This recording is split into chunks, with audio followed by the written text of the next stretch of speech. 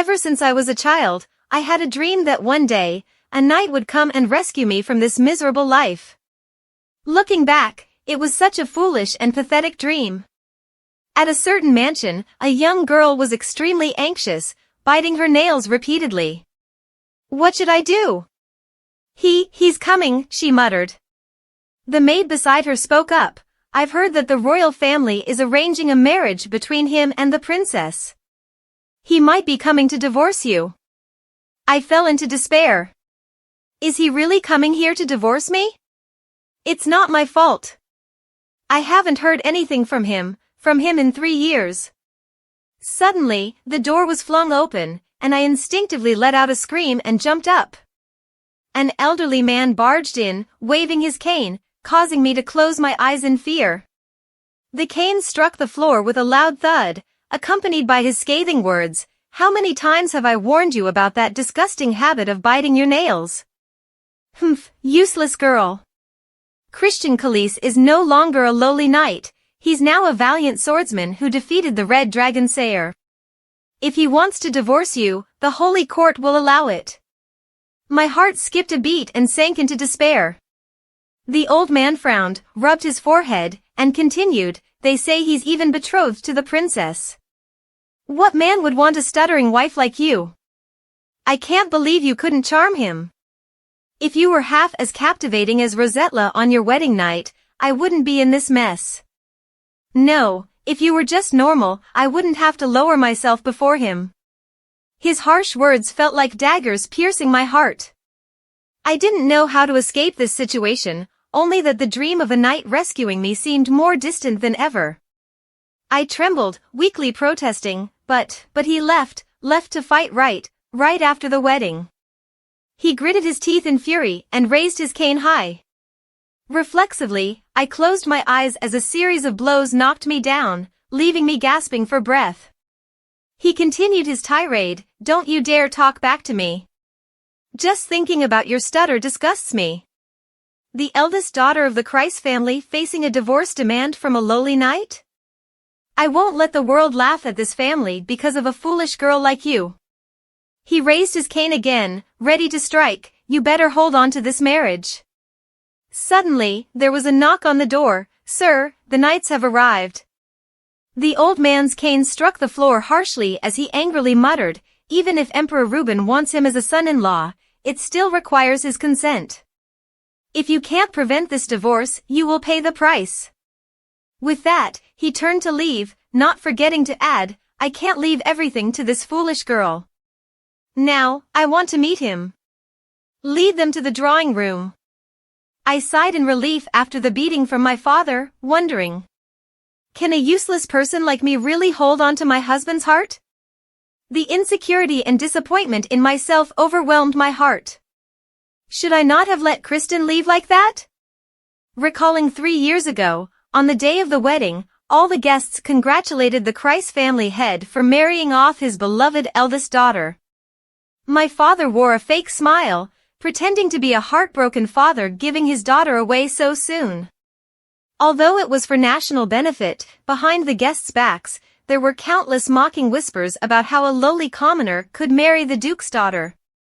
They all blamed the ambitious Kristen Khalees rather than the Duke.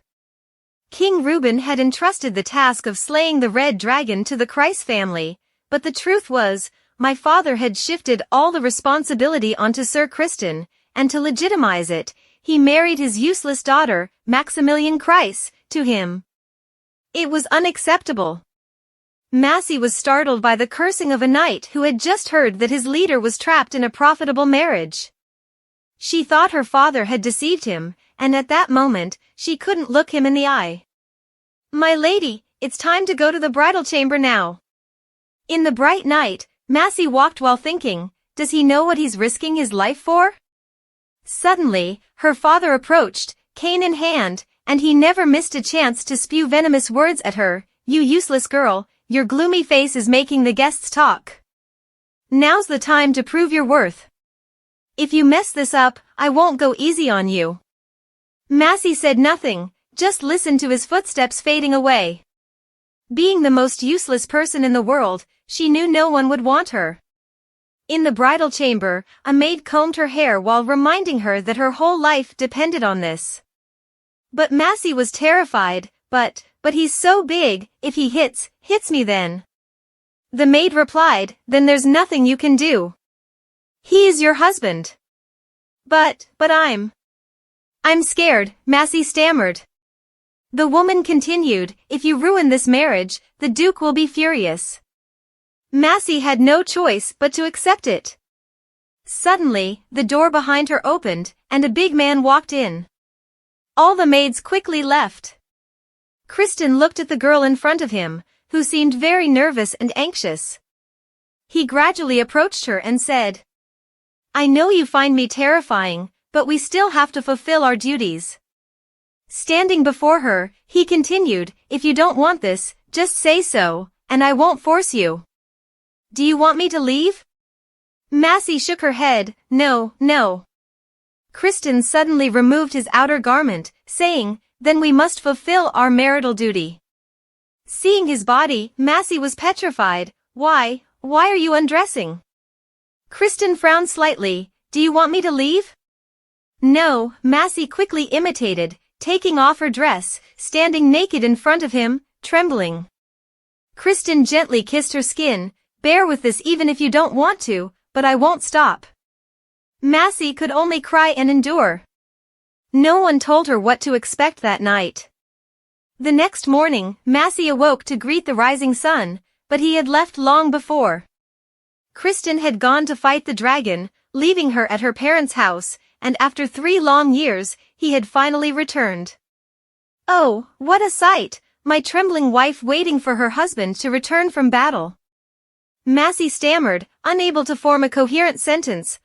You have come back safely, her whole body shaking as the memories of her father and his cane resurfaced. Who would want a stuttering wife like you? Oh no! I've messed up again. Kristen clicked his tongue and walked over, grabbing her hand. So what if I've returned? At least pretend to be happy to see me. He stepped back and covered his face, cursing, damn it. Do you see me as a monster? Massey was utterly confused, knowing she would be doomed if he left. She clutched Kristen's cloak, causing him to pause. Massey trembled as she spoke. It's not like that. Kristen's face reddened slightly as he turned to look at her.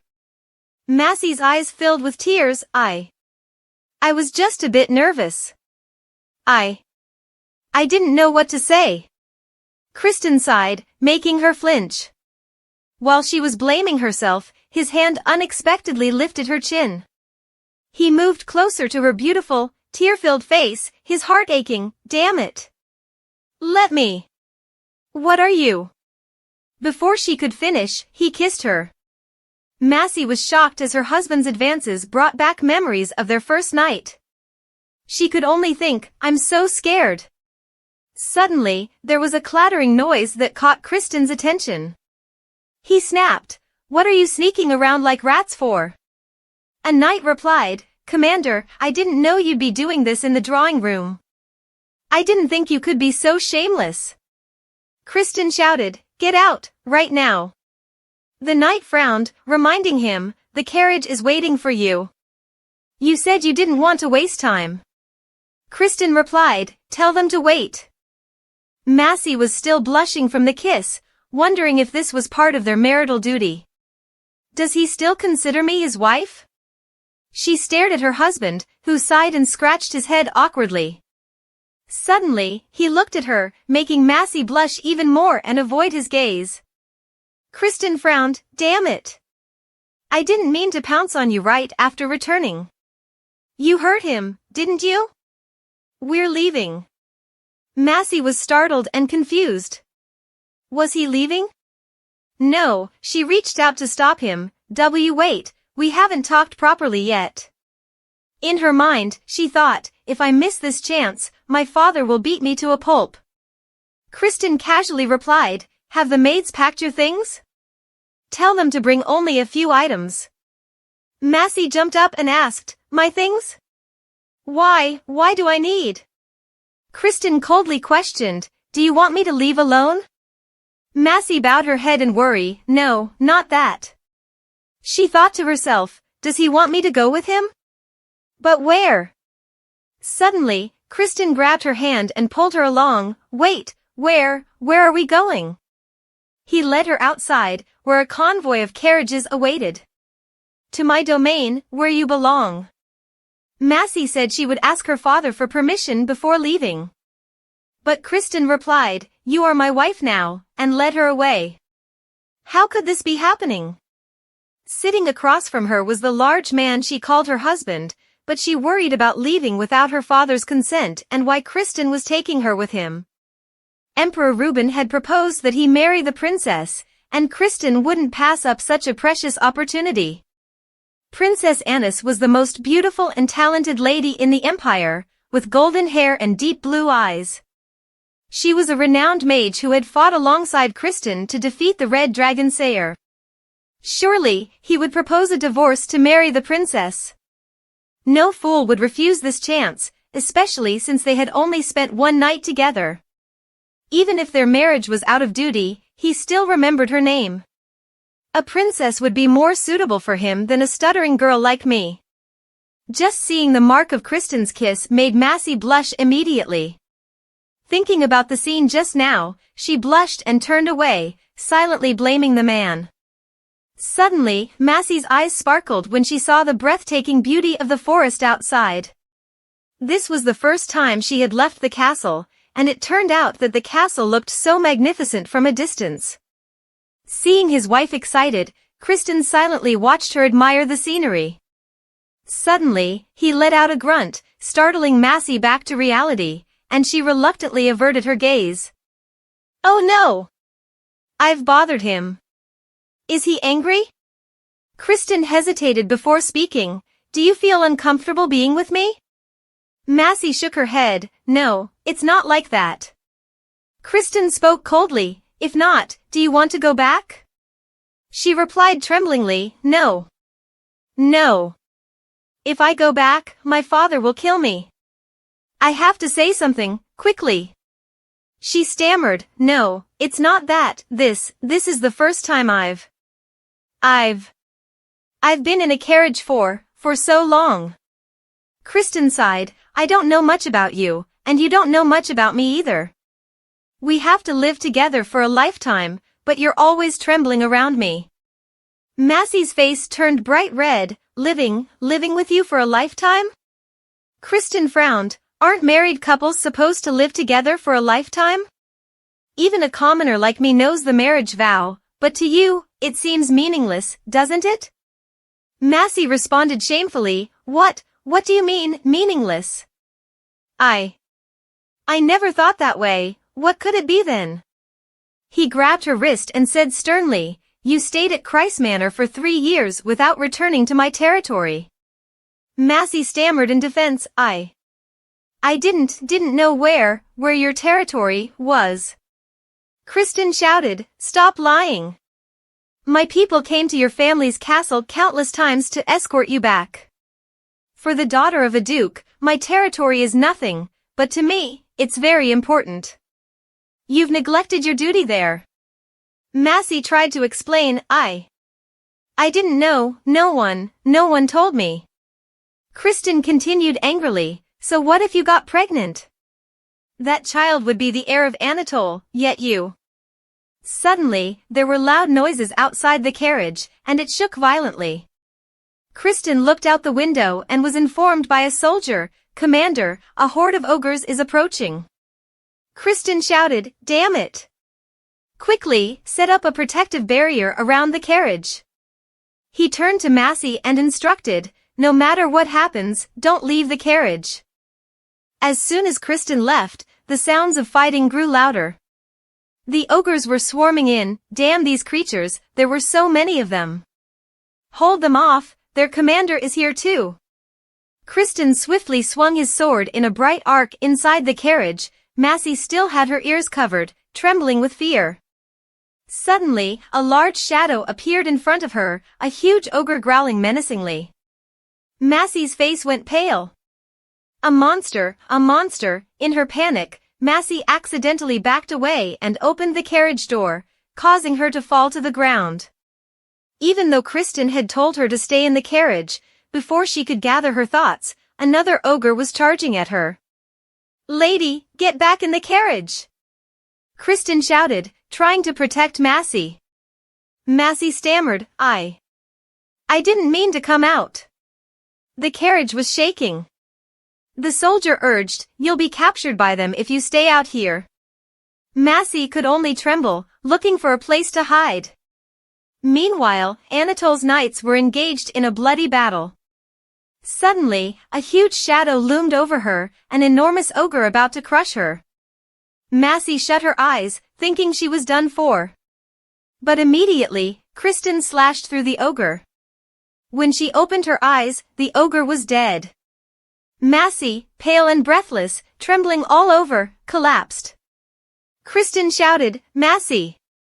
In a daze, she heard someone calling her name and lady, then everything went dark. Am I being punished? Thunderclaps and her father's curses echoed in her ears. Useless, a stuttering girl like you can't even be normal. Why didn't you die of illness like your mother? There was a time when I craved my father's affection, but his cruel words made it unbearable. If I obeyed my father, would he love me like he loves Rosella, who is smart and beautiful? Massey sniffled, hugging her dog. You won't abandon me, right? But I'm useless, only deserving harsh punishment, always thrown into the abandoned house alone. She was startled when she heard someone call her name. Are you awake? Massey sat up and looked around. Where am I? Kristen replied, It's an inn in a small town near the forest edge. He gently touched her head and continued, Since you fainted, we left the forest and came here. Our schedule is delayed, but you didn't faint because of the ogres, it was because of me. Massey was inwardly surprised. Huh?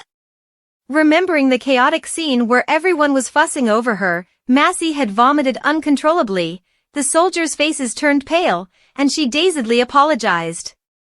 Massey, embarrassed, said in a low voice, I'm sorry, but Kristen handed her something. Drink this, you've been sweating a lot and need to rehydrate.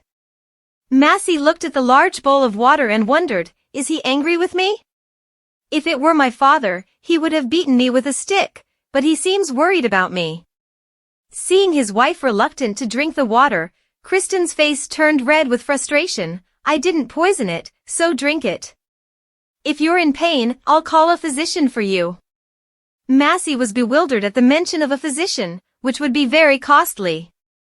Is he really worried about me? She looked around the room, realizing this was what commoners called an inn. Seeing cobwebs in the corner, she felt dizzy. Massey sniffed the blanket, which seemed quite clean. Suddenly, she noticed something different. What is this? She exclaimed. Kristen stepped forward and asked, What's wrong? Are you feeling unwell? Massey, trembling under the blanket, said, What's wrong? Are you feeling unwell? Should I call a physician?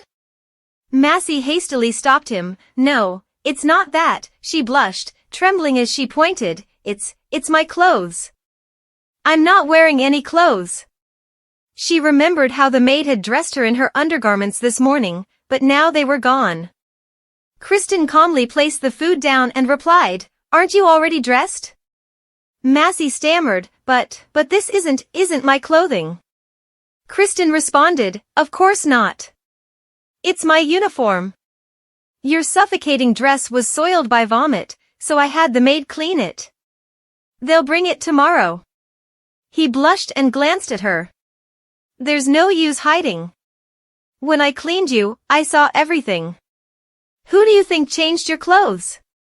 Massey stammered, Cleaned me? What about my undergarments?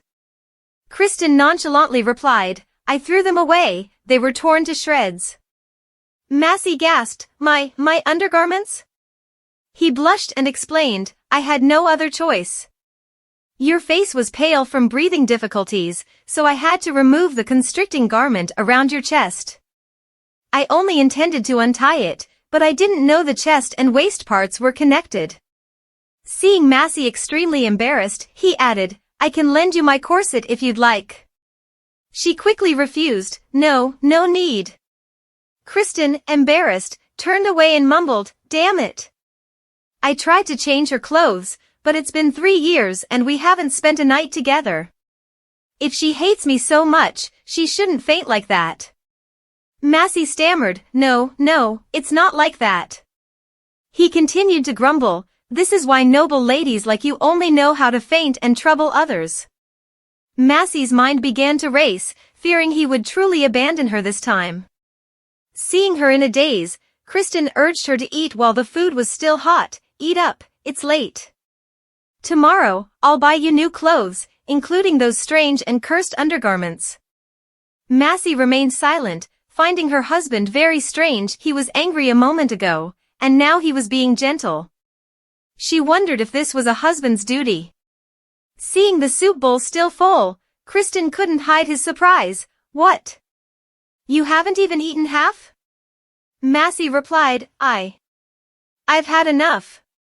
Kristen sighed, I might go crazy trying to cater to your noble taste. Massey shivered at his words, her self-esteem plummeting. Surely, he would regret bringing her along.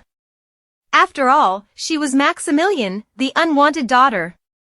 She hesitated but finally asked, why did you bring me? Kristen paused, his teeth clenched in anger. What do you mean? Massey responded sadly, it seems you didn't want to marry me. I don't understand why you brought me if you want to divorce me. She clutched the blanket tightly, thinking she could still return home if he abandoned her now. Kristen, with a furious expression, grabbed her shoulders and shouted, did you say divorce? He shook her and yelled, did you cheat on me while I was fighting for my life? Massey gasped and cried out, no, I didn't. Then why are you talking about divorce? He demanded. Massey, trembling, explained, everyone said that when you returned, you would divorce me and marry a princess.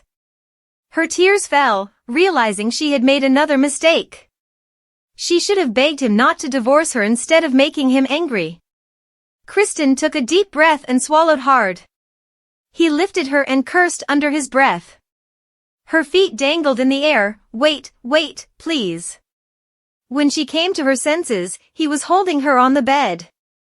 Kristen kissed her tear-stained eyelids, caressed her smooth skin, and whispered, you're real, aren't you?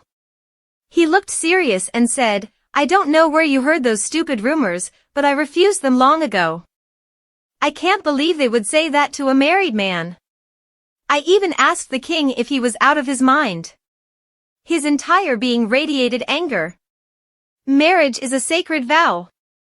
If anyone dares to break it before God, I will personally deal with them. Massey was startled, still worried, but she's a princess and very beautiful.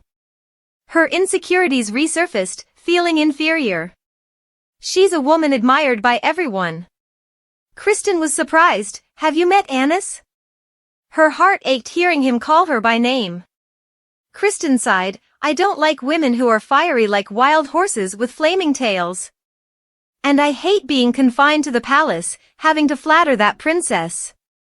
But, Kristen interrupted, unless you use these rumors as an excuse to divorce me. Massey quickly shook her head, and seeing her reaction, he sighed in relief. Good, then. Let people say what they want, we're still married.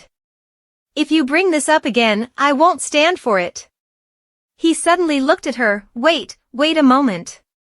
The blanket was quickly thrown aside. Massey, embarrassed, tried to cover herself. Hey, he stared at her and said, Kristen, you fool. What now? He replied, it's not hey. Don't you know your husband's name? He abruptly kissed her lips. Massey closed her eyes, thinking, are we really going to fulfill our marital duties now? But it hurt so much the first time. Suddenly, Kristen stopped, confusing her. He pulled back and asked, do you not want this? We're married, but if you don't want to, I won't force you. Massey didn't know what to do. But seeing his face, like a puppy yearning for affection, she felt incredibly conflicted. He had even refused to marry a princess. She should take on the responsibilities of a wife. Kristen gently said, "I will be as gentle as possible." Suddenly, Massey pushed him away and exclaimed, wait a moment." Kristen grabbed her arm and kissed it passionately. "Call me Kristen, Massey." Through her teary eyes, Massey murmured, "Kristen." Hearing his wife call his name, he couldn't hold back any longer. Their hearts intertwined in a passionate embrace. "You're beautiful, Massey." The next morning, Massey groggily looked at the man in front of her. Memories of their first night together seemed like lies. It wasn't painful, it was hot and filled with passion. Her face flushed red as she thought about how wonderful the night had been. She gently touched his hair, seeing him sleep peacefully like an innocent child. "He doesn't know how much I suffered when we were apart for those 3 years," she thought. "In that hellish place, I only thought of you. And when I finally held you, you melted in my arms." Massey wondered, was he sincere? Did he really suffer being away from me? It's as if he likes me. How strange, considering we were forced into marriage. Suddenly, he opened his eyes, startling her. Massey quickly turned away to hide her embarrassment. "Kristen, it's morning," she said. A rustling sound followed as Kristen wrapped her in his arms and responded lovingly, "Yes, it is.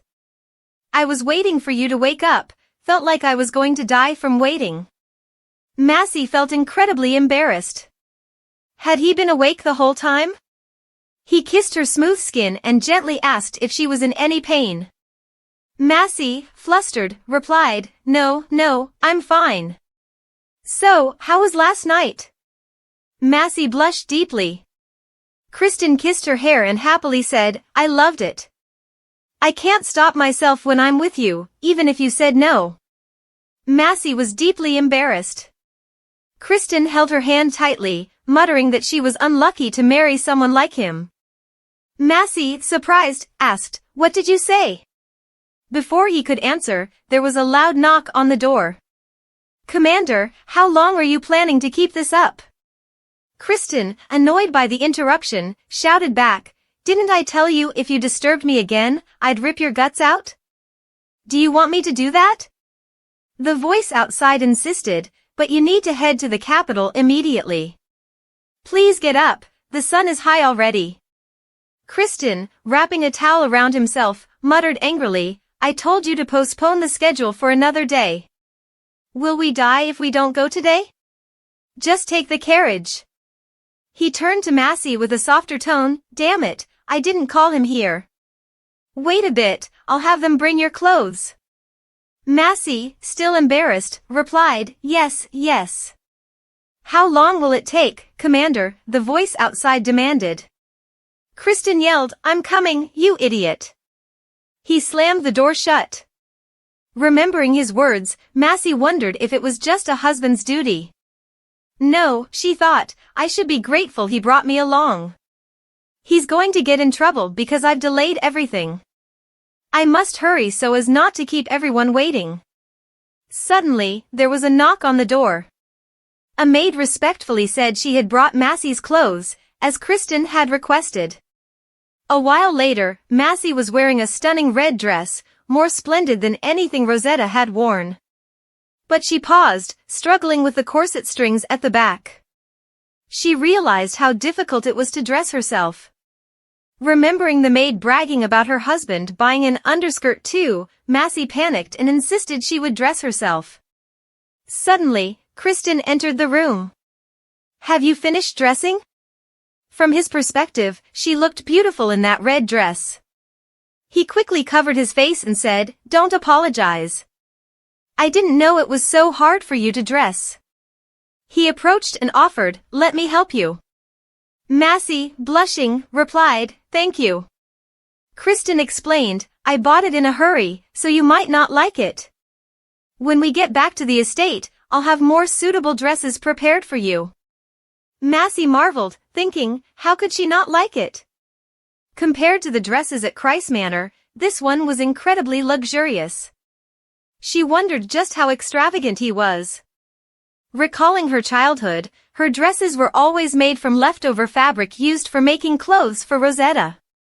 The maids were even annoyed at how quickly she grew and how much she bothered them. I'm not a true noble, as he thinks, she thought. If Kristen discovered this, he would probably be very disappointed. Seeing Kristen's caring demeanor and his desire to give her all the luxuries in the world, Massey silently vowed to herself that she would never tell her husband the truth about her past. At this moment, both of them finally made their way down to the gathering point, surrounded by murmuring onlookers. A guy with a scowl commented, "I thought you two wouldn't show up until sunset. Really living it up, huh? The sun's already blazing overhead." Kristen snapped back, "Shut up." The blonde guy from the previous day added, "Ha. Not amusing at all. After all, she's just the daughter of a duke." Kristen, getting even angrier, said, "I told you to shut up." The carriage quickly moved into place. Kristen gently reassured her, "Don't mind those blockheads. They don't like your father, but you're not part of the Christ family anymore. You're Lady Khalees now, my wife. I'll make sure they treat you with the respect you deserve." Massey understood that it was natural for the soldiers to hate her because her father had forced them into the war. Seeing her sad, Kristen frowned and cursed, looking like a black panther baring its sharp fangs, and growled, "I'll twist their necks off." Seeing her husband's fierce expression, Massey felt a strange warmth in her heart. He was even angrier than she was. Such a strange man, but she no longer feared him. What was this fluttering feeling? Kristen suddenly looked at her intently. "Did you know? This is the first time you've smiled at me." Massey was immediately puzzled. "Huh?" Embarrassed, Kristen cleared his throat and shouted, "What's taking you all so long? Hurry up and get moving." Massey thought that it was enough if he didn't divorce her. But now, she longed to be with him even more. Seeing the commotion around them, Kristen got down to investigate and found the blonde guy arguing with someone. He calmly told him, "Lower your voice. We're still in Christ territory. Don't give that old man any excuse to cause trouble." The blonde guy glanced in a certain direction. "Is that really necessary?" Massey felt a chill from his hostile gaze, but he turned away and lowered his voice. "I understand. But don't regret it when our funds start running dry." Massey hung her head. "If I were Rosetta, the guards would have let everyone leave my father's land without any trouble." Kristen asked, "What about a place to sleep?" The other person replied, "It's harvest season, so every place is filled with bags of produce." After much negotiation, they finally found a place to rest. Kristen frowned. "Is there any extra space where my wife can have her own room? I'll reward you handsomely." As he spoke, a hand stopped him. It was Massey, his beautiful wife, who gently spoke up, I don't want to be alone." Kristen stood frozen for a few seconds, his face turning bright red. "Oh, I'm really hungry. Let's rest over there for a bit." "Excuse me, where can we find some clean water?" Kristen, still flustered, emphasized, "Let the horses rest." Then, turning to Massey, he cleared his throat awkwardly, "Ahem, let's go." That night, the group gathered in a cramped warehouse. Kristen called Massey over. "Massey, come here." She looked at her husband, who was tending a fire, and then at everything around her, feeling apprehensive. What if there are rats or bugs here? Kristen understood her concern and reassured her, "Don't worry, it might be a bit dirty, but there are no rats." Massey lowered her head slightly, blaming herself. "Oh, no, it's not that." She silently berated herself for worrying that he might think she was picky and troublesome. After a while, a bowl full of hot potatoes was brought out. Massey was offered some. "Here, eat this, but be careful, it's hot." Massey picked up a potato and took a bite, her eyes lighting up as she found it incredibly delicious. Kristen watched his wife's endearing manner as she ate and then handed her another potato. "Have some more." Massey hesitated. "Oh, no, you should eat too." Kristen's voice softened as he insisted, "Thank you." This was the first time someone had sat by her side and shared food with her like this. Massey felt that these potatoes tasted better than anything she had ever eaten at the Christ estate. As night fell, the group lay close together to sleep, but Massey couldn't handle her husband being so close. She whispered, "Kristen, everyone is around us." Kristen didn't seem to care and snuggled closer to her. "No one is paying attention to us, so just stay still because it's cold." Massey shivered and replied, "I'm fine, really. Please move over a bit." Kristen kissed her neck lightly, causing the nearby soldiers to sweat nervously, unable to sleep. "Kristen, can't you see everyone is embarrassed? Please be more considerate," she pleaded. Kristen gruffly responded, "Don't meddle in my business. Get lost, Ruth." Ruth looked teary-eyed, "I'm not here to bother you, so please calm down." Kristen growled, "Hurry up and get out of here." Ruth handed over a glowing object. It was a magical flint that could keep its holder warm. Massey's eyes widened. "Is that for me?" Kristen's jealousy flared, his face showing his displeasure. Ruth replied, "Of course it's for you. These guys could sleep in the snow wearing just shorts like logs, but you're different. I heard you're not in the best health. If you catch a cold, I'll be the one suffering the most, so I have to be cautious." Massey beamed and replied, "Thank you, Sir Ruth." The young man shyly scratched his head. "I'm not a knight, just a mage. Please, call me Ruth." Seeing the two of them getting along, Kristen frowned and shooed Ruth away. That night, the room fell silent, with only the sound of their breathing. Massey clutched the magical stone tightly, feeling its warmth. She had thought she wouldn't be able to sleep tonight, but sharing warmth like this made her feel more comfortable. The drowsiness she used to feel had been replaced by the warmth of love and care filling her heart. Since that night, several days had passed, and Massey had grown accustomed to camping outdoors. However, the problem was that Kristen continued to avoid her. Despite many explanations and gestures from Massey, he kept his distance. Feeling sad and puzzled, Massey wondered if Kristen found her a nuisance. She sighed in frustration.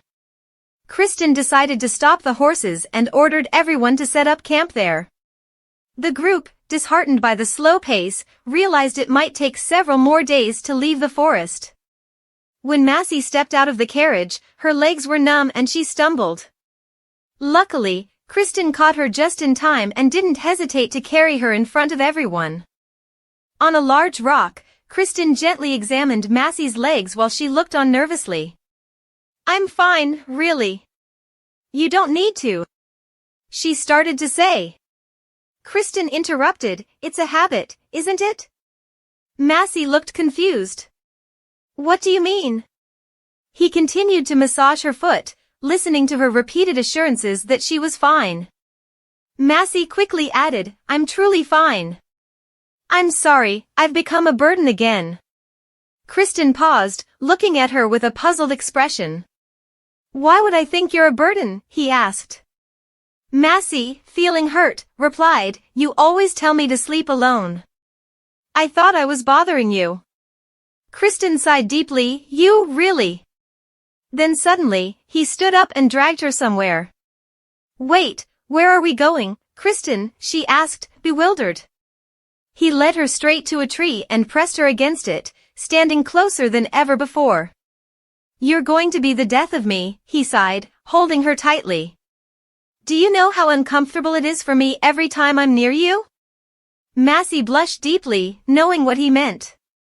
"So, if you don't want to tempt me, then..." Kristen blushed and continued, "I don't sleep next to you, not because you're a bother, but because of me." With that, he walked away, reminding her to brace herself for the rough path ahead.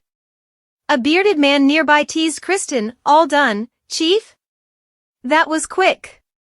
Kristen snapped, "Shut your mouth and get ready." Massey felt relieved, knowing her husband didn't find her troublesome. At one point, Kristen asked her to ride with him as they needed to take a shortcut. Massey hesitated but agreed. He warned her about the bumpy road and told her to lean on him if she got tired. As they started, Massey's heart raced. She promised herself to be careful not to fall while riding with him. Massey overheard that Kristen would have to go to the royal palace immediately upon returning to Anatole. The bearded man grumbled about taking a longer route, worrying about keeping King Reuben waiting. Massey lowered her head, feeling guilty for causing the delay. Kristen responded, "When the monsoon comes, there's nothing we can do." The blonde man exclaimed, "Chief, are you saying the Dragon Slayer will turn down the king's invitation because of bad weather?" Kristen angrily retorted, "Shut up, we're only going to be a little late." The man protested that they couldn't keep the king waiting, but Kristen snapped back, "Uslan Ricardo, watch your mouth." Suddenly, a soldier shouted, "Chief, 5 werewolves ahead." Massey panicked, "Wolves?" Before she could process, the soldiers charged at the beasts. Kristen dismounted and gently reassured Massey, "I'll be back quickly. Close your eyes." A swift sword strike later, a large werewolf lay dead, sliced cleanly in two. An archer remarked, "Black werewolves can camouflage. There'll be more of them, so we need to move quickly." Kristen instructed, "Hold on tight, we're picking up speed." As the group galloped ahead, the setting sun cast long shadows. When they finally stopped, Kristen pointed to a magnificent castle on a high mountain, surrounded by villages and farmland below. "Massey, look," he said. Her eyes sparkled as she gazed at the impressive sight. "That's our domain, Anatole. The inhabitants of the territory are mainly mercenaries, miners, and farmers. The land here is not fertile enough for extensive agriculture, so the people primarily make a living through raising poultry, sheep, and goats. It doesn't look very glamorous from the outside, but it's incredibly spacious inside," Massey remarked. "It doesn't seem dilapidated at all. It feels more like a massive fortress." Kristen suddenly apologized, "This place isn't as splendid as Christ's Castle, and there are monsters outside the walls. But don't worry, the walls are very high, so no creature can get over them," he said. Massey reassured him, I'm not worried." Ruth interjected, "If my lady knew how much money we spent on building those walls, you'd be less concerned about safety." "Well, it's been a while since we've been back to the castle, so we can't be too sure," Kristen said, frowning. "Ruth, if you don't shut up, I'll tear down your tower." The bearded man lamented, "Chief, let's hurry. I'm starving, and everyone else is too." Kristen agreed, "All right, let's go." The group gradually moved towards the gates of Anatole, with the blue flag bearing the dragon emblem fluttering in the wind. "We are the cavalry of the Red Dragon, open the gates." The gates slowly rose, and inside, the townspeople cheered, "Rossum Wigru de Calypse, the brave knight who defeated the Red Dragon, the hero who protects the land. We honor your name, guardian of Anatole forever." Massey could see the people were genuinely joyous to welcome their lord home. This warm and happy scene was in stark contrast to Christ's Castle, where the servants only followed her father's orders in fear. But what's with these scantily clad girls? While Massey was experiencing a bit of culture shock, the bearded man was quite cheerful, as the people of the territory were ready to celebrate upon hearing the news of their lord's victory. Kristen embraced his wife and said, "I must return to the estate. You all go ahead and enjoy the festivities." The men, with faces bright as flowers, nodded eagerly. Kristen then turned to Massey and advised, "Hold on tight." Massey was carried away, her red hair flowing gracefully in the wind. The horses' hooves finally stopped in front of the towering mansion. Seeing the place up close, Massey was awestruck as it appeared even more magnificent and grand than what she had seen from afar. Kristen carefully helped her down from the horse. "He's back, my lord," an old butler and a line of servants respectfully bowed to him. "As soon as we heard of your return, we cleaned the rooms and the training grounds." Kristen responded, "All right." The other knights are attending the celebration feast, they'll probably spend the night at the tavern. The old man then asked, and this young lady is? Kristen put his arm around his wife and replied, she is my wife. I have just brought her home. Massey stammered, nice to meet you. I am Maximilian Kreis. Kristen pulled his wife inside, saying, greetings can wait, let's go inside first. When the door opened, the entire room looked empty and dark. Massey glanced around, wondering if no one managed the castle, as it seemed so cold. Suddenly, Kristen's voice hardened, what is the meaning of this? His face showed fury as he demanded, didn't the messenger tell you to decorate the castle before my return? The butler replied, we laid carpets in the main hall and added new furniture, oil paintings, and expensive scented candles. Kristen shouted, that's not what I wanted. My castle doesn't need to look luxurious. What was the gold I sent for? The butler sighed, we truly didn't want to spend too much without consulting you. Kristen's yelling terrified Massey, making her breathless. Her father's abusive words echoed in her mind, useless, you're a disgrace to this family. Trembling, she clutched Kristen's cloak, causing him, who was so aggressively shouting, to fall silent. Massey trembled as she spoke, Kristen, I want to rest immediately. There was a swishing sound. Before she realized it, she was snug in his arms. Kristen's tone softened, all right, I know you're exhausted. He carried her past the servants, ignoring Massey's feeble protests. Kristen led Massey into their bedroom, gently saying, I hope this room is to your liking. Massey breathed a sigh of relief, feeling the familiar Kristen she knew return. She marveled at the luxurious furnishings around her, far surpassing the room she had at the Kreis castle. However, Kristen still seemed dissatisfied. You must think this place is shabby, right? Damn those servants. They did try their best, though. Massey tried to calm him, but Kristen's insecurity made him see the room as no better than a stable compared to her father's castle. His voice turned harsh, frightening her. Anyway, it's the lady of the house's duty to take care of the home. When the lord is away, the lady must manage the castle. Kristen sighed and muttered, sorry. He walked towards her, his footsteps echoing like her father's. Massey reflexively closed her eyes, expecting a blow. But there was only silence around her. Kristen looked at his wife tenderly and said, what I meant is, would you like to decorate this place to your taste? I have plenty of gold, so you can buy whatever you want.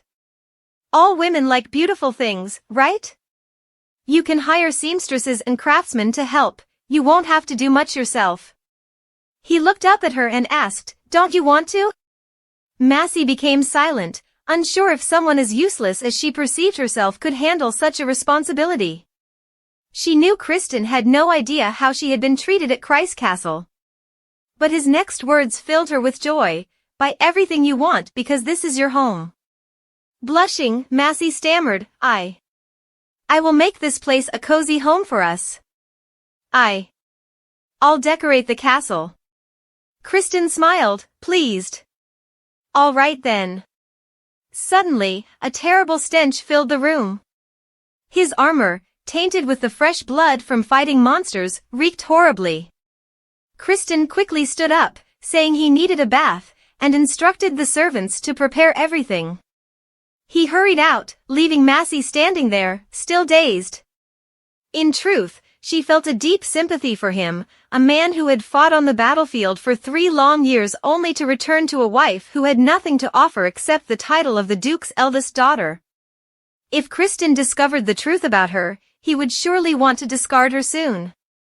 But another thought flashed through her mind. No, she could not go back to Kreis Castle.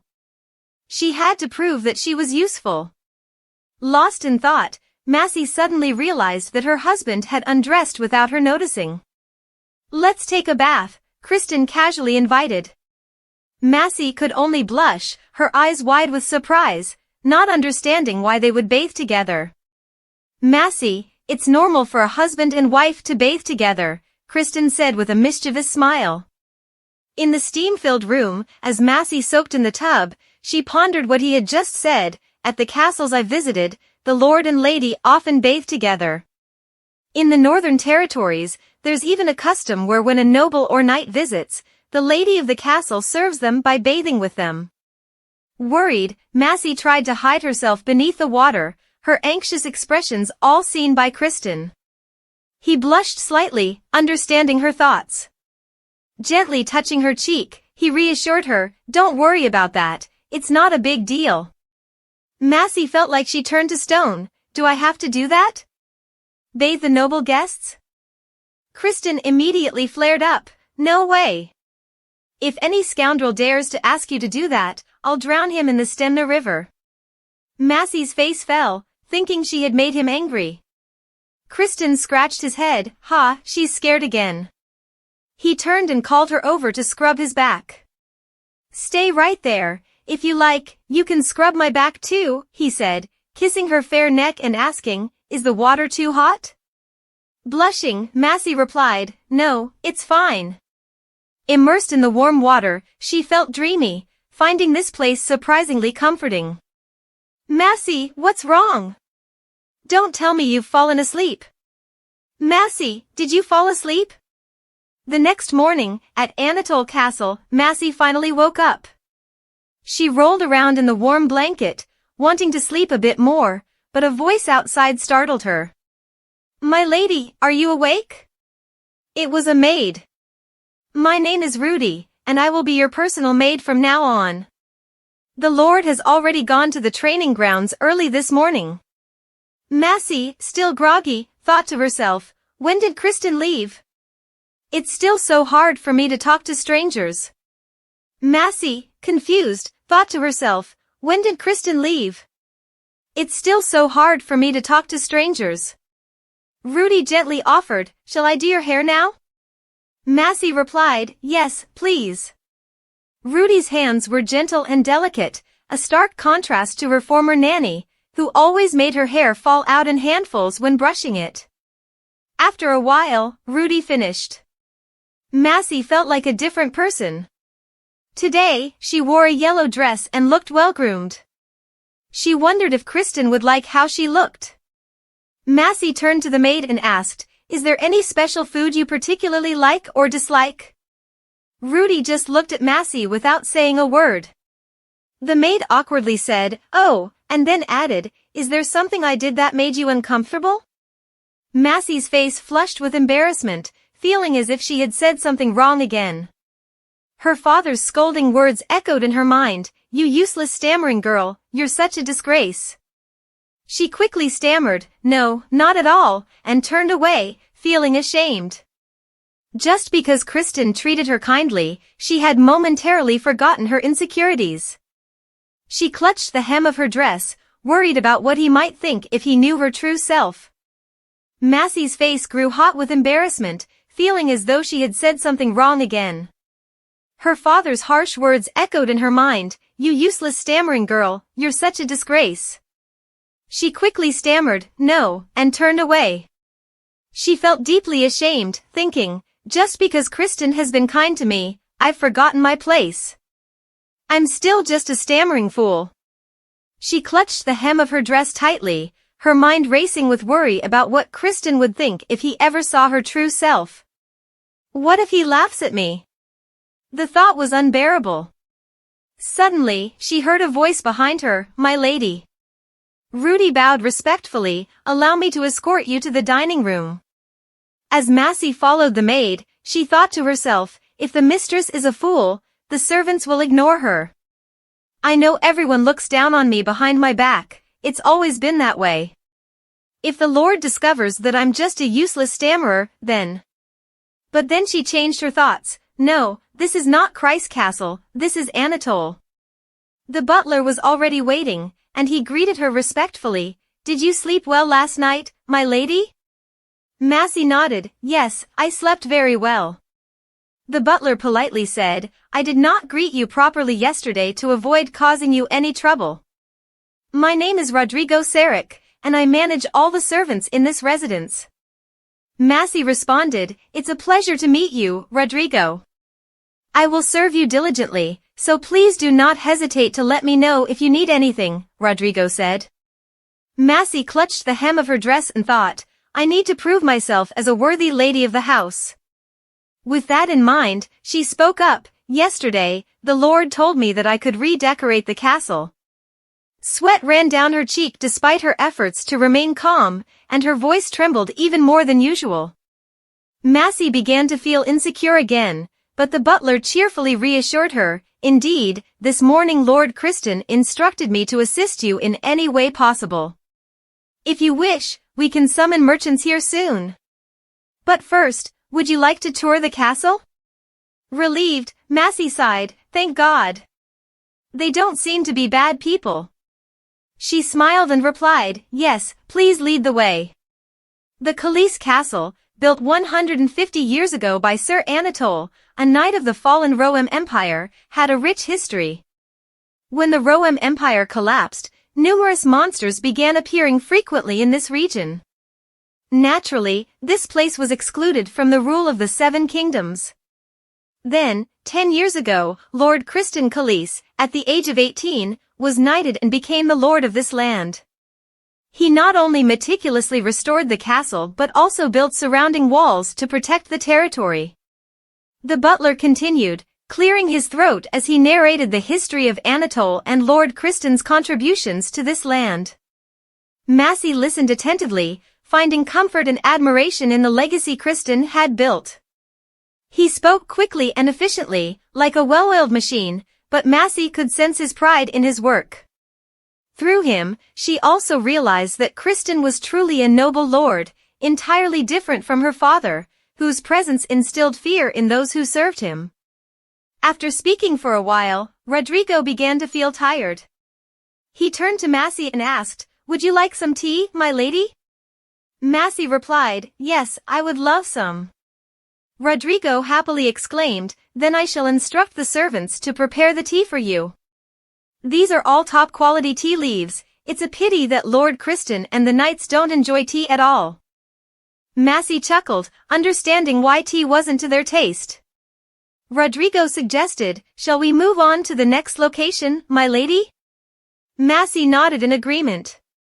Shortly after, her expression turned grim as they entered a room that looked gloomy and dilapidated. Rodrigo scratched his head and explained, since this room has never hosted any banquets, it's quite useless. Determined, Massey resolved to transform the room entirely, along with the rest of the castle's rooms that needed renovation.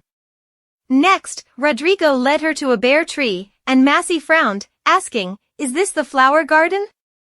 Rodrigo chuckled nervously, precisely, it's the entrance hall, my lady, ha ha. Massey inquired further, do we have gardeners?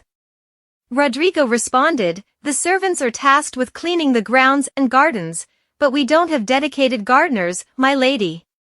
Massey sighed in frustration, take me to the auxiliary building.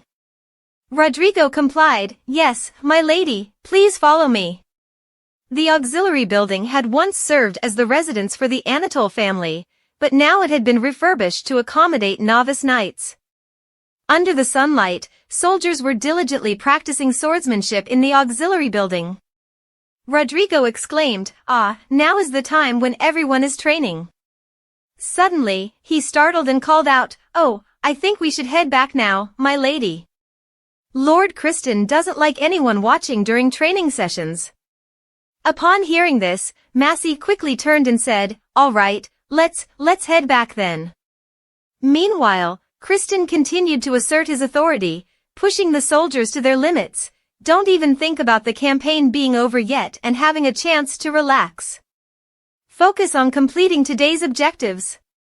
The soldiers responded in unison, yes, sir. Kristen's 3 close aides all sighed in frustration, wondering, what happened to him last night? He seemed fine this morning, but now he's pushing them so hard. Did something happen to upset him? Kristen suddenly spotted his wife over there. She looked so beautiful and graceful. The 3 men nearby also noticed Massey, completely taken aback. They turned to look and saw the gentle and shy demeanor of this man. All 3 of them looked at each other in shock and horror. They wondered, what's going on here? They would rather fight monsters to the death than witness Kristen blushing like this.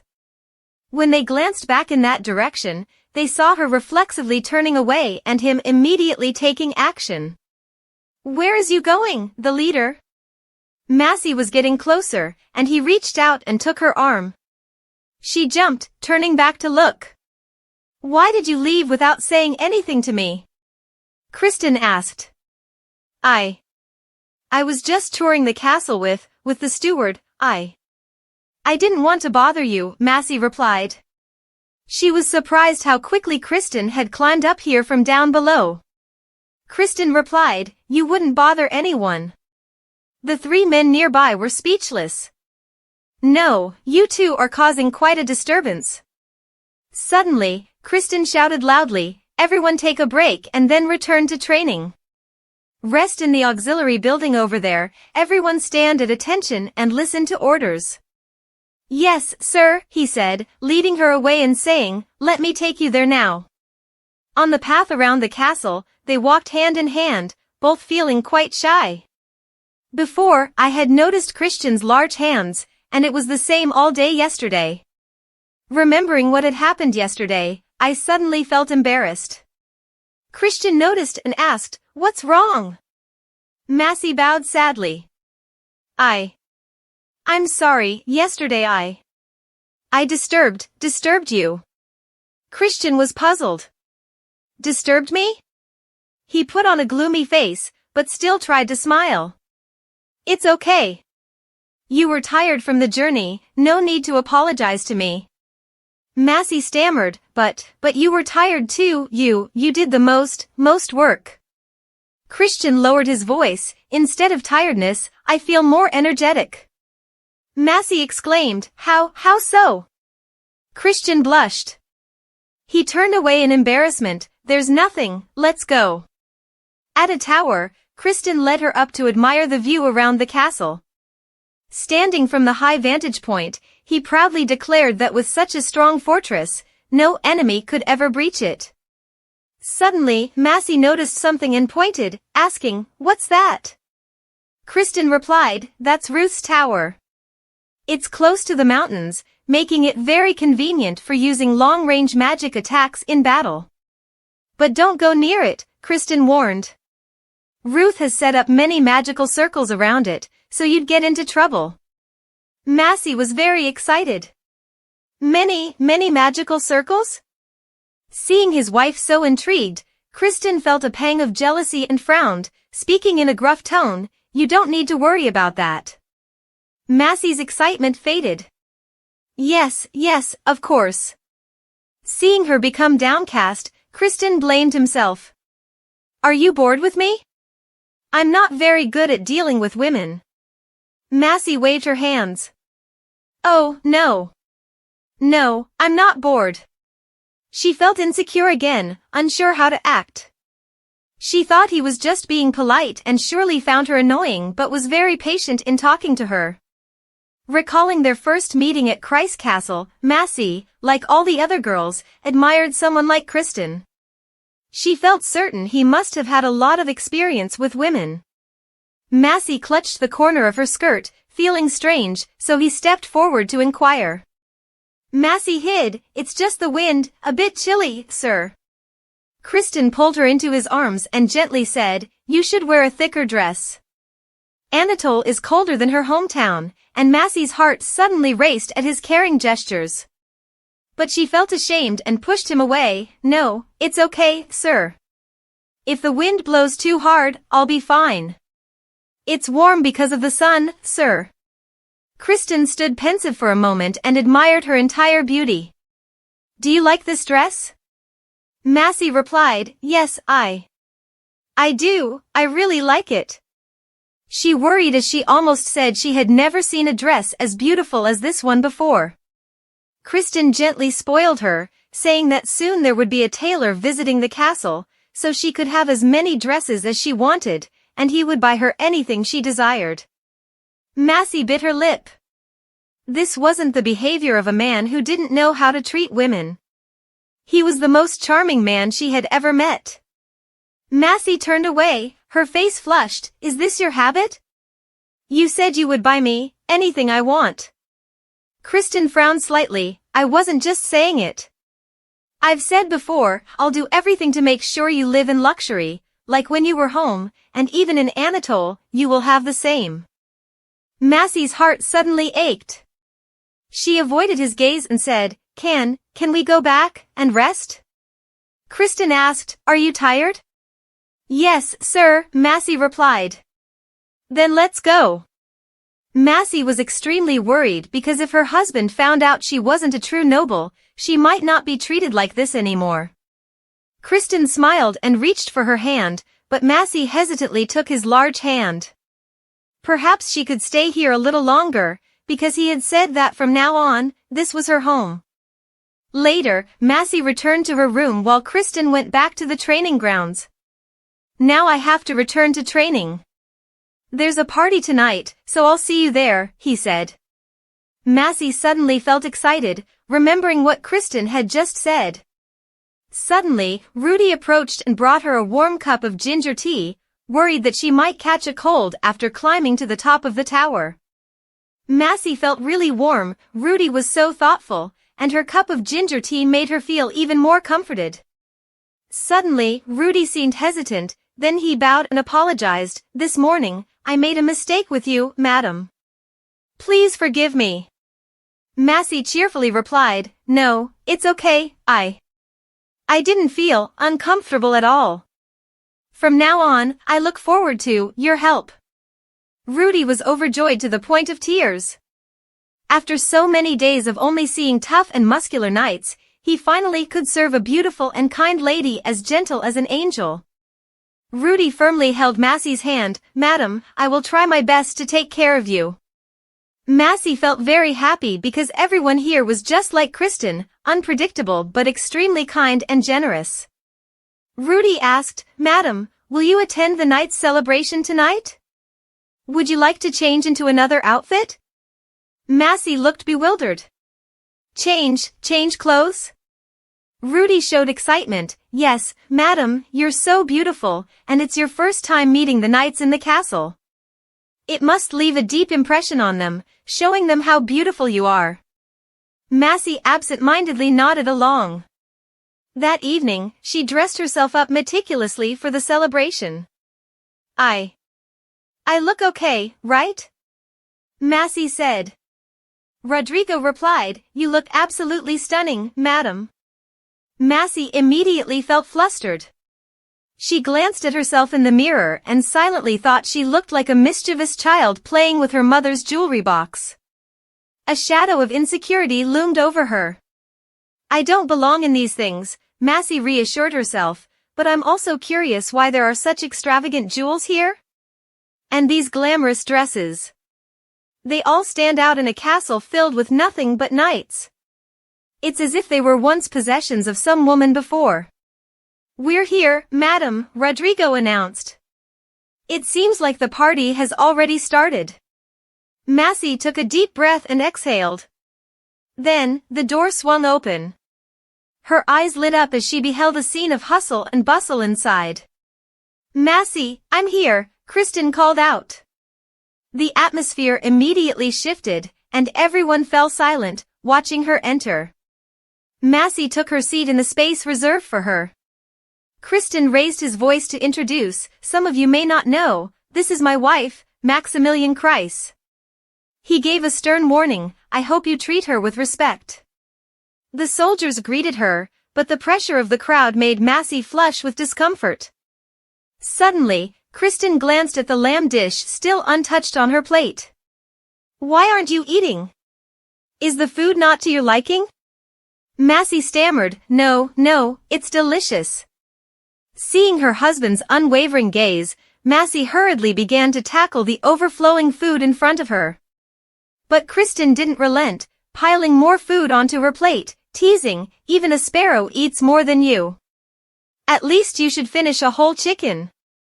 Massey felt overwhelmed by the mountain of meat. Kristen continued teasing, I know some women who eat more than you. Massey suddenly became stiff. Yes, I will eat some more. She nervously gripped her fork, her mind beginning to question, which woman does Kristen know? Suddenly, the white-haired man exclaimed, Mr. Khalees, didn't you shatter the fireball of the dragon on Mount Lexos? Massey was chewing, then choked, shatter the fireball of the dragon? The young man continued, how could you use a sword to block the fire that burned down an entire mountain? Kristen sighed and replied, my sword is made from a special material, so there's nothing frightening about it. Another person, exhaling beer, praised, you not only have excellent swordsmanship, but your sword also has the ability to absorb magic around it. It truly was a unique and unparalleled sword, the greater the magical attack, the stronger the sword. The blonde-haired man nodded in agreement. Don't call him the leader anymore. The redhead exclaimed, Commander, just a pig like anyone else, don't make a fuss. Another knight exclaimed, oh, so Mr. Khalees had a showdown with Mr. Leon Quahel of the Holy Order, didn't he? The blonde raised an eyebrow, those two had fought to the end, so there was nothing remarkable to tell before the fatal battle with the dragon. The other protested, what do you mean? That was a battle between the two strongest knights in the territory. Kristen fed his wife while speaking, talking about the dragon like that is enough. The battle with that man doesn't adhere to the knight's code. And winning at the dragon's lair was simply because of my sword's ability to absorb magic, not my swordsmanship talent. The black-haired one exclaimed, normally, you're not this modest, and besides, a win is a win, and those who witnessed it all recognize it as a fair battle. Under his guidance, everyone eagerly listened to him recount the battle with the red dragon sayer. Massey admired them, effortlessly keeping up with each other. Are people usually like this? In the past, she was forced to attend parties that left her breathless and unable to digest. Her father would surely detest them, even sneer at them as uncouth. But I feel they're so lively, I really like this place. Suddenly, a big hand touched her skin. Massey blushed, bowed her head, and saw the hand playfully with the expensive red bracelet. Kristen only saw him chin up and looked at her admiringly. Massey's heart beat like a drum, her face red and embarrassed. Why is that? But Kristen still just inspected the necklace on her neck. He playfully teased it for a while, then furrowed his brow, thinking about something. Suddenly his arm went around her waist. Massey's eyes widened and she blushed. Your hand is squeezing tighter. His touch made Massey extremely embarrassed, displaying this shy face. Kristen. The man suddenly froze, he slammed the table and stood up, then fiercely said, looks like my wife is drunk. The soldiers heard it and turned into stone. I'll take her to rest. After saying that, he grabbed his wife's hand and left. Massey was dragged along, feeling extremely embarrassed. Hey, isn't the leader supposed to be the one who's drunk? You must be busy tonight, so let's party till dawn, the man with the hat said, then immediately threatened by Kristen's furrowed brows. If you're still sober enough to crack jokes like that, try adding more. He glared warningly, if you're still breathing tomorrow morning, I guarantee you'll be lying flat on the training ground. After saying that, he slammed the door shut, leaving the boy with a pale face. Just drink till you drop, buddy, you won't die anyway, take a rest. Kristen thought to himself. At some corner of the hall, Massey's awe was heard. Turns out she was passionately kissed by her husband. It took Kristen a while to release her to catch her breath.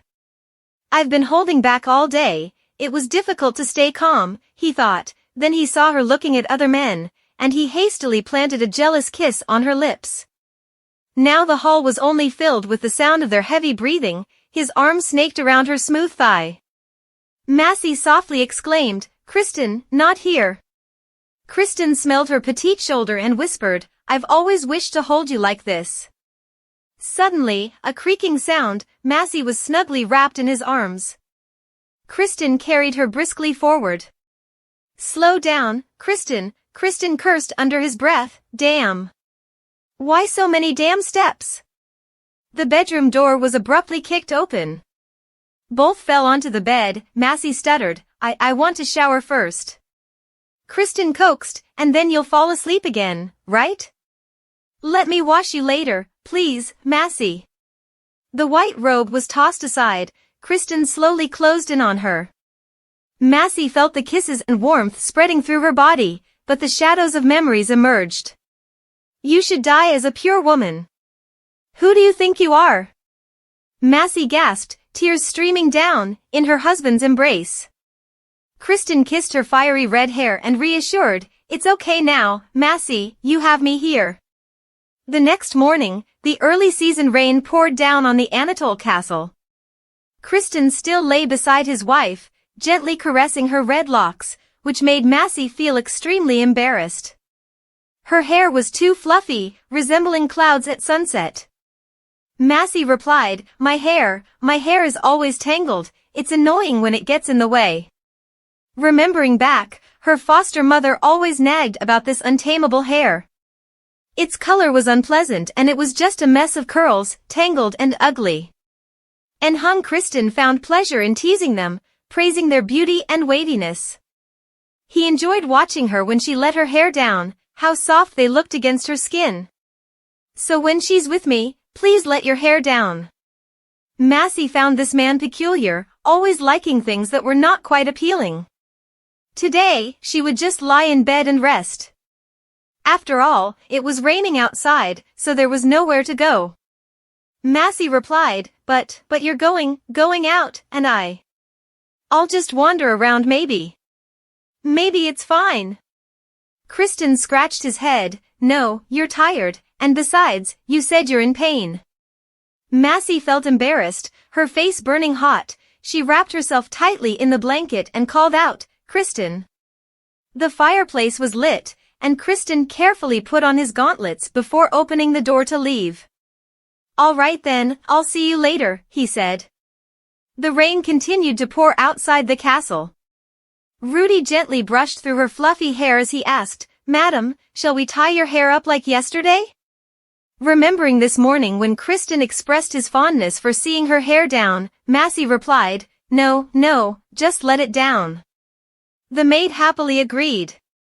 After getting ready, Massey expressed her desire to visit the library and asked the maid to summon the steward.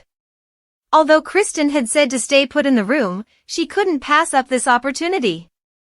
At Castle Kreis, books were only displayed for decoration, but at Castle Anatole, there were also books about the Roman Empire. Rodrigo seemed very pleased when she visited this place.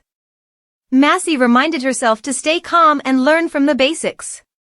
So in the following days, while Kristen left when the sky was still bright to train the soldiers and inspect the defense lines, then returned late at night, Massey tried to acquaint herself with everything in the castle by reading ledgers.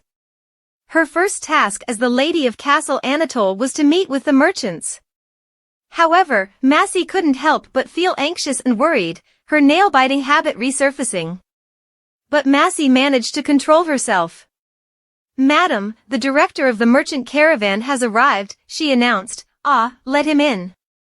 Massey sighed, thinking to herself that she thought she had overcome her habit of nail-biting, but due to excessive worry, she unconsciously did it again. Suddenly, a voice spoke up, It's an honor to meet Lady Khalees. Massey startled, lifting her head up, I am Aderon Thoner. Massey instinctively brought her hand to her mouth again. But she jolted herself to control it, narrowly avoiding biting her nails again. Massey struggled to speak, Thank you, sir, for coming all this way in the rain. Aderon replied, Oh no, madam, I apologize for not being able to meet you sooner. I heard that you have plans to redecorate the castle. Where would you like to start? Massey replied, First, I want to replace the doors, windows, as well as the foyer and the grand hall. Many other rooms have broken glass. The man listened and was amazed, All the windows in the castle? Perhaps madam wants clear glass, right? From cheap transparent glass to crystal glass from the southern continent, there's nothing the guild cannot provide. Whatever madam desires, just say it. Would you like to see some samples and make your choice? Massey hesitated. Yes, that would be fine. She tightly clasped her hands together. Meanwhile, the man continued to smile and inquire about her other preferences. After a discussion with the merchant, Massey couldn't believe there were so many types of glass and curtains in the world. She sighed and slumped onto the table, then encouraged herself that she would try to behave more like a true lady tomorrow. The next morning, Ron brought her so many samples, and he kept boasting about the various products, leaving Massey feeling overwhelmed. Massey felt fortunate when the steward interrupted this long and bewildering conversation. She was too lost and didn't know what to choose. But if the merchants suggested them, then they must be suitable, right? Rodrigo respectfully said, "Madam, the tailor appointed by the Lord has arrived." As soon as he finished speaking, he glared at the merchant, threatening him to pay up. Remembering when Kristen said he would invite tailors to make the finest clothes for her, Massey now realized his intention. Suddenly, Ron interjected, "All right then, I'll come back later, madam. It will take some time for the goods to arrive as they are in large quantities. You can consider and decide on the rest later." After he left, Massey felt utterly exhausted. Rodrigo spoke up, "If you're tired, I can ask the tailor to come another day." Massey listened and waved her hand dismissively, "It's fine, let them in." A moment later, 2 people came in to greet her. "My name is Ron Ceruz, and this is my wife, Linda Ceruz. If you don't have specific designs in mind, we can show you the most popular dresses right now," he said. "Price is not an issue, the Lord has assured us. We will make you the finest dresses," they promised. As Massey looked at herself in the mirror, she wondered if spending so much money on herself was okay. She felt as though she were playing a role. "Milady, you don't like the hat?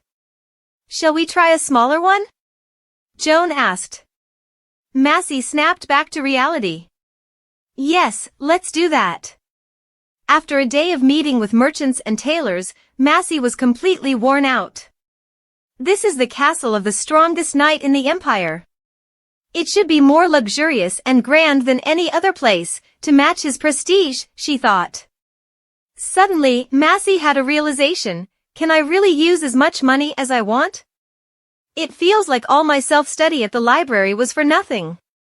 Massey didn't feel confident in her ability to manage money and different currencies. She worried that asking Rodrigo might make her appear ignorant.